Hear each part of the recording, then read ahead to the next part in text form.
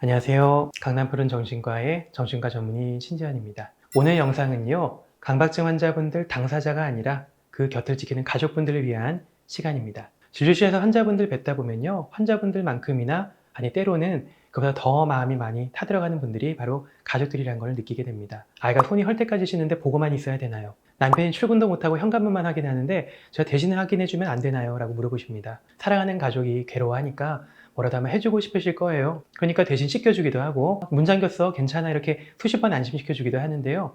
하지만 여러분, 냉정하게 들리실지도 모르겠지만 우리가 사랑으로 했던 그 행동이 때로는 강박이라는 불에 기름을 붓고 있었을지도 모른다는 사실입니다. 오늘은 가족이 강박증 환자를 돌보는 진짜 방법에 대해서 한번 얘기를 해보려고 합니다. 특히 모든 짐을 가족들이 혼자 짊어지지 않고 병원과 어떻게 역할을 나눠야 되는지에 대해서도 명확히 알려드리도록 하겠습니다. 전문 용어로 가족 동조, Family Accommodation이라는 말이 있는데요. 환자가 불안해할 때 가족이나 이런 옆에 있는 분들이 그 불안을 줄여주기 위해서 강박 행동에 참여하거나 도와주는 것을 말합니다. 예를 들자면 아이가 엄마한테 물어보죠. 엄마 나 손 깨끗해? 안 더러워? 라고 물을 때 깨끗해 걱정 말라고 물을 때마다 계속해서 대답해줘서 안심시켜 주려고 하는 거나 남편이 운전하다가 방금 덜컹했는데 혹시 사람 친 거 아니야? 라고 급하게 물어보면 아니야 방지턱이야 아무 일 없어 걱정하지 마 라고 대신해서 확인해 주는 거. 처음에는 이게 굉장히 좀 도움이 된다고 느끼는데요. 왜냐하면 환자가 안심하고 진정하기 때문입니다. 하지만 이것은 진짜 안심이 아니라 바로 가짜 안심이죠. 이 행동이 반복되면 환자분의 뇌는 이렇게 배우기 시작합니다. 혼자서는 이 불안을 내가 견딜 수가 없는 거구나. 누가 도와줘야지 되는 거구나. 가족이 도와주면 도와줄수록 환자는 스스로 불안을 견디는 힘을 더 잃어버리기 시작합니다. 그리고 가족에게 더 많은 확인과 안심을 요구하게 되죠. 나중에는 가족이 조금만 늦게 대답해도 막 불같이 화를 내는 그런 단계까지 가게 됩니다. 사랑으로 시작했던 일이 서로를 옥죄는 그런 통제가 되어버리기 시작하는 거죠. 그렇다면 가족은 어떻게 해야 될까요? 그냥 매정하게 무시해야 될까요? 그건 아닙니다.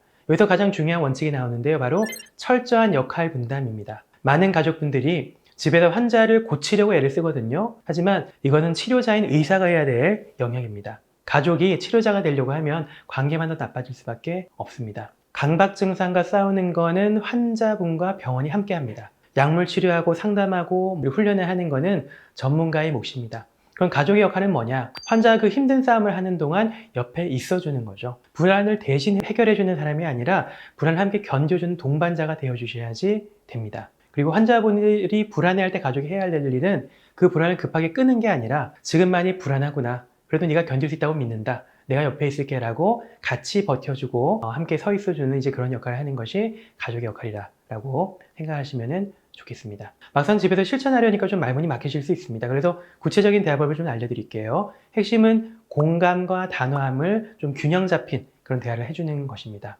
무조건 받아주는 것도 안 되지만 그렇다고 무조건 밀어내는 것도 안 됩니다. 네 고통은 내가 알지만 강박 행동을 도와줄 수는 없다라는 메시지를 반복해서 줘야 됩니다. 예를 들어서 아이가 엄마 이거 한 번만 확인해줘 라고 막 떼쓰고 조를 때 네가 지금 얼마나 불안하고 힘든지 안다. 공감하는 거죠. 하지만 널 사랑하기 때문에 이 강박 행동을 도와줄 수는 없다. 단호하게. 대신 네가 불안이 가라앉을 때까지 옆에 있어주겠다 라고 지지를 해주는 거죠. 여기 추가로 이런 불편함을 네가 겪어내는 데 있어서 그 불안을 너무 쳐다보지 말고 다른 걸 하자라고 하면서 전환을 도와주는 겁니다. 처음에는 이런 방법이 환자분이 화를 낼 수도 있습니다. 엄마가 돼서 그것도 못 해주냐고 막 할 수도 있는 거죠. 하지만 흔들리지 않으시길 바랍니다. 여러분이 냉정한 게 아니라 여러분은 지금 가장 현명한 사랑을 하고 계신 거입니다. 가족이 단단하게 버텨줘야 환자분도 불안해하지만 큰일 나지 않는구나 라는 것을 배울 수가 있습니다. 마지막으로 꼭 당부드리고 싶은 것이 있는데요. 가족 여러분들께서는 꼭 제발 본인부터 먼저 챙기시길 바랍니다. 가족이 지쳐서 쓰러지면 환자분들은 돌아올 곳이 없어요. 환자분의 강박 증상에 막 24시간 얽매이지 마시고요. 하루에 1시간만이라도 스스로 산책을 하거나 나만의 가치로운 시간들을 가져보셔야 됩니다. 그건 이기적인 게 아니고요. 여러분이 건강해져야지만 환자분이 기댈 수가 있기 때문입니다. 강박증은 굉장히 끈질긴 병이 맞습니다. 하지만 혼자 싸우는 병은 절대로 아니죠. 혼자서 치료를 하려고 하거나 혹은 가족분이 혼자서 짐을 다 짊어지려고 하지 마시고요. 치료는 병원에 맡기시고 환자와 병원이 함께 해나가는 것이니까 여러분은 따뜻한 밥 한 끼, 또 따뜻한 눈빛 한 번을 건네주는 가족의 자리로 돌아오시길 바랍니다. 오늘 영상이 힘든 시간을 보내고 계시는 가족분들에게 많이 도움이 되었기를 바랍니다. 지금까지 정신과 전문의 신지연이었습니다. 감사합니다.